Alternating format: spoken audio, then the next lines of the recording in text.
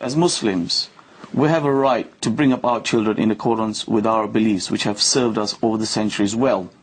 Now, I'll give you the same right to bring up your children in the way that you want. What about the rights of the children themselves? Well, the rights of the children come when they are, they're old enough to understand the issues. Until they get to that age, it's the parents' responsibility and duty. Do you teach them that apostates should be punished? You may not share that, but that is my religion. That is the way I've been brought up, and I bring that child into this world, I educate him, I give him everything. It's my right to make sure that I bring him, and I take issue with that. You think that it's wicked, well, that's your point of view. I know that's going to make him a better human being, and what's missing is, when you talk about faith, you don't look at what faith teaches. First and foremost, what faith teaches is that, listen, you're a human being, so respect your fellow human beings. And I think that's the important point that you don't want to discuss. What is the penalty for apostasy? That is the thing that you fail to discuss, and that's why you've got those prejudicial views about faith. What is the penalty for apostasy? What do you teach the children will happen to them if they give up the Muslim faith? Well, let's bring the debate back into Britain. What is the penalty for apostasy? I'll tell you what we will do, because we could go down this road a very long way, and it's obviously very important.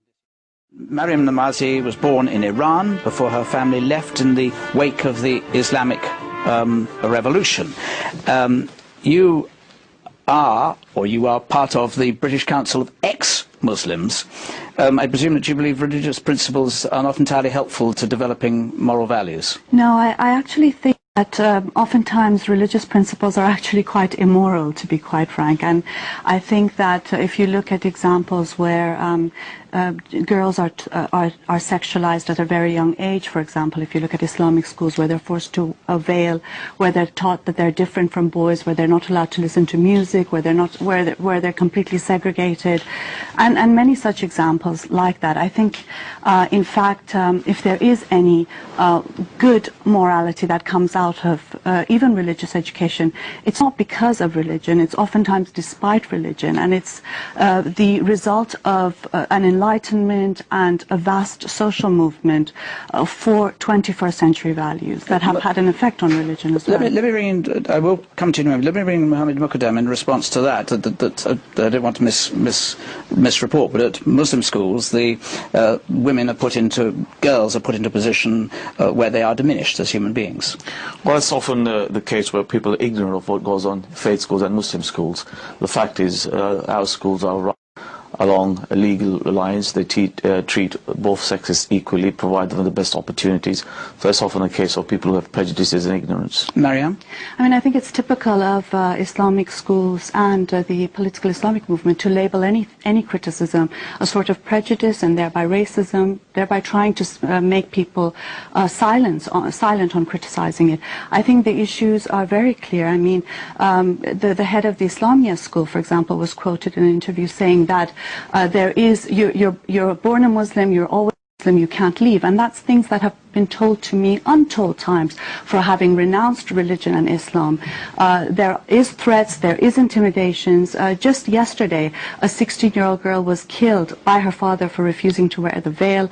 I think Islamic schools very much do suppress and restrict girls. Richard Dawkins, from your perspective, presumably you wouldn't be entirely opposed at all to the idea. I would be thoroughly in favour of education in the Bible as literature. You can't understand English literature without the Bible. You can't take your allusions. And that's an aspect of what the bishop was saying. Is absolutely right. This is a Christian country. Historically, it's a Christian country. You can't understand English history or English literature without a knowledge of the Bible. And by the way, I think one should say that the act of collective worship, I don't approve of it, but nevertheless, the Christian religion, especially I think the Anglican religion, is benign by comparison. If a child at the end of its school career wants to give up religion, the church will quite happily say, okay, go your own way. The penalty for apostasy in the Christian religion is not death. There is no penalty for apostasy at all in the Christian religion. The Christian religion is comparatively benign, and we should respect it as such. Richard Dawkins, does a God-shaped perspective or set of values do any harm to the way in which children should be taught at schools? Thou shalt have no other God before me, thou shalt make no graven image, thou shalt keep the Sabbath holy. What on earth's that got to do with anything to do with morals? That's the 10 Commandments, or at least 3 of them. It would be deeply depressing if the only way children could get moral values was from religion, either from Scripture, and God knows we don't want them to get it from Scripture, I mean, just look at Scripture, or from God, being intimidated by God.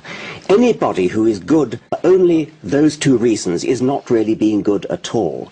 Why not teach children things like the golden rule, do as you would be done by? How would you like it if other children did that to you? So why do you do it to them? So God is not only irrelevant, God is damaging. I didn't say God was damaging, but I think it's depressing that anybody should suggest that you actually need God in order to be moral. I would hope that our morals come from a better source than that, and that therefore they are genuinely moral rather than based on outmoded scripture or based on fear. Professor Dawkins said, if a child is born into a family given a certain religion, when that child growing up basically knows more about their religion, and as they grow up they learn about other religions and choose, and they can... Are you saying that the fact that you're brought up within a religious faith doesn't prevent you being open-minded or adopting any religion or none? Not at all. It does not prevent me from being open to other religions. I, in fact, have come to this country and chose to put the veil on. I have come to this country without a veil on. So not so very wicked is the view. But what is the penalty for apostasy? What is the penalty for leaving the Muslim faith? To be honest, I cannot back that point up. Dr. Mukadam, what is the penalty for apostasy? And, before...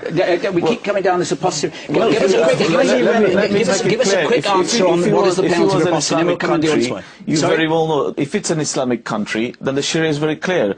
Apostasy is dealt with the death penalty. Thank you. That's all I want to hear. But what's the relevance between what happens in an Islamic country and Great Britain? I fail to see the connection. Okay. I'm going to bring some more voice.